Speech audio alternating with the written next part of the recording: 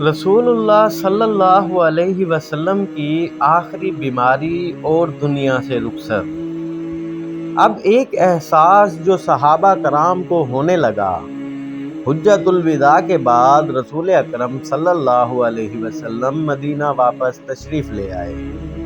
یہ وہ وقت تھا جب اسلام پورے جزیرہ عرب میں پھیل چکا تھا۔ قبائل اسلام قبول کر رہے تھے۔ مدینہ ایک مضبوط اسلامی ریاست بن چکا تھا، لیکن صحابہ کے دلوں میں ایک عجیب سا احساس پیدا ہونے لگا تھا۔ وہ محسوس کرنے لگے تھے کہ شاید رسول اکرم صلی اللہ علیہ وسلم کا مشن اب مکمل ہونے کے قریب ہے۔ حجۃ الوداع کے خطبے کے الفاظ اب بھی ان کے دلوں میں گونج رہے تھے۔ شاید اس سال کے بعد میں تم سے اس جگہ نہ مل سکوں۔ یہ جملہ صحابہ کرام کو بے چین کر رہا تھا۔ سن 11 ہجری کا آغاز ہوا۔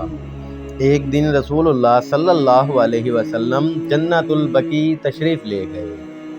یہ مدینہ کا قبرستان تھا جہاں بہت سے صحابہ کرام دفن تھے۔ آپ صلی اللہ علیہ وسلم نے وہاں جا کر اہل قبور کے لیے دعا کی۔ واپسی پر آپ صلی اللہ علیہ وسلم نے فرمایا، مجھے ایسا محسوس ہوتا ہے کہ میری جدائی کا وقت قریب آ رہا ہے۔ چند دن بعد رسول اکرم صلی اللہ علیہ وسلم کو بخار محسوس ہونے لگا۔ یہ بیماری آہستہ آہستہ بڑھنے لگی۔ صحابہ کرام پریشان ہو گئے، کیونکہ وہ کبھی رسول اللہ صلی اللہ علیہ وسلم کو اس طرح بیمار نہیں دیکھے تھے۔ بیماری کی شدت بڑھتی گئی۔ رسول اللہ صلی اللہ علیہ وسلم کا بخار بہت شدید تھا۔ حضرت عائشہ رضی اللہ عنہا فرماتی ہیں کہ کبھی کبھی بخار اتنا زیادہ ہو جاتا کہ آپ صلی اللہ علیہ وسلم کے جسم پر 2-4 چادریں ڈالنی پڑتی۔ اس کے باوجود رسول اللہ صلی اللہ علیہ وسلم مسجد تشریف لے جاتے اور نماز پڑھاتے۔ لیکن جب بیماری مزید بڑھ گئی تو آپ صلی اللہ علیہ وسلم نے فرمایا، ابو بکر کو کہو کہ وہ لوگوں کو نماز پڑھائیں۔ یہ ایک لمحہ تھا۔ صحابہ سمجھ گئے کہ رسول اللہ صلی اللہ علیہ وسلم کی بیماری واقعی ہی شدید تر ہے۔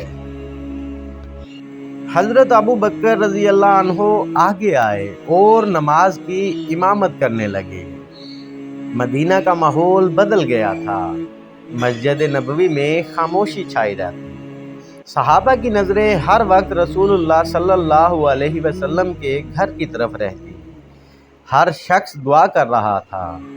ہر شخص چاہتا تھا کہ اللہ رسول اللہ صلی اللہ علیہ وسلم کو شفا عطا کرے۔ حضرت فاطمہ رضی اللہ عنہا جب اپنے والد کو دیکھتی تو ان کی آنکھوں میں آنسو آ جاتے۔ وہ کہتی، ہائے میرے والد کی تکلیف۔ رسول اللہ صلی اللہ علیہ وسلم محبت سے فرماتے، بیٹی آج کے بعد تمہارے والد کو کوئی تکلیف نہ ہوگی۔ اپنی بیماری کے دوران بھی رسول اللہ صلی اللہ علیہ وسلم امت کو نصیحت کرتے رہے۔ حضور اکرم صلی اللہ علیہ وسلم بار بار فرماتے، نماز کا خیال رکھو اور اپنے غلاموں کے ساتھ اچھا سلوک کرو۔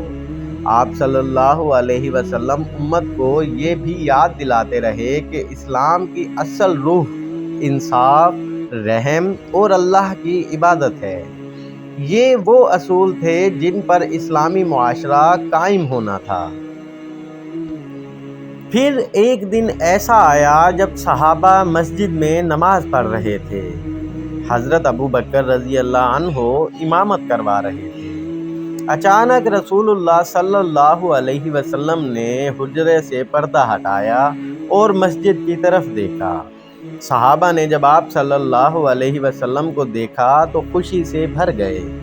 رسول اللہ صلی اللہ علیہ وسلم نے انہیں نماز پڑھتے دیکھا اور مسکرا دیے۔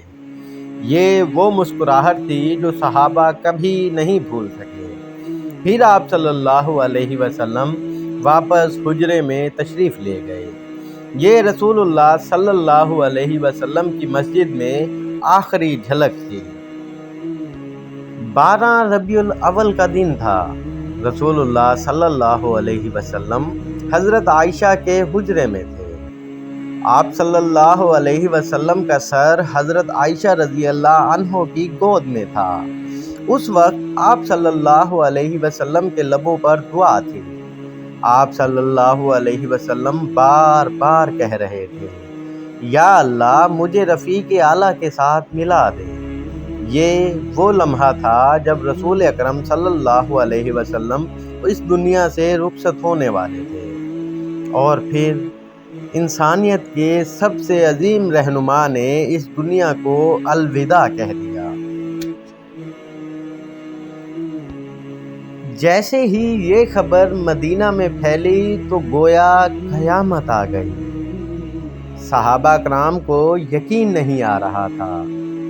हज़रत उमर रज़ी अल्लाह अन्हो इतने गमगीन थे कि उन्होंने कहा कि जो कोई कहेगा कि रसूल अकरम सल्लल्लाहु अलैहि वसल्लम वफ़ात पा गए हैं, मैं उसकी गर्दन उड़ा दूंगा। वो यकीन ही नहीं कर पा रहे थे। हज़रत अबू बकर रज़ी अल्लाह अन्हो मस्जिद में तशरीफ़ लाए। उन्होंने रसूलुल्लाह सल्लल्लाहु अलैहि वसल्लम के चेहरे मुबारक को देखा, बोसा दिया और फरमाया, या रसूलुल्लाह सल्लल्लाहु अलैहि वसल्लम, आप ज़िंदगी में भी खूबसूरत थे और वफ़ात के बाद भी खूबसूरत थे। फिर वो मस्जिद में आए और लोगों से ख़िताब किया, जो मोहम्मद सल्लल्लाहु अलैहि वसल्लम की इबादत करता था वो जान ले कि मोहम्मद सल्लल्लाहु अलैहि वसल्लम वफ़ात पा गए हैं, और जो अल्लाह की इबादत करता है वो जान ले कि अल्लाह हमेशा ज़िंदा है। फिर उन्होंने कुरान की आयत पढ़ी, मोहम्मद सल्लल्लाहु अलैहि वसल्लम सिर्फ़ एक रसूल हैं, उनसे पहले भी रसूल गुज़र चुके हैं। ये सुनकर सहाबा कराम को हकीकत का एहसास हुआ। रसूल अकरम सल्लल्लाहु अलैहि वसल्लम की ज़िंदगी इंसानियत के लिए एक कामिल नमूना है। रसूलुल्लाह सल्लल्लाहु अलैहि वसल्लम ने एक ऐसी उम्मत तैयार की जो दुनिया में इंसाफ, इल्म और इखलाक का पैगाम लेकर निकली। हजूर अक़दस सल्लल्लाहु अलैहि वसल्लम ने अरब के बिखरे हुए कबाइल को एक उम्मत बना दिया और एक ऐसा पैगाम दिया जो क़यामत तक इंसानियत की रहनुमाई करता रहेगा।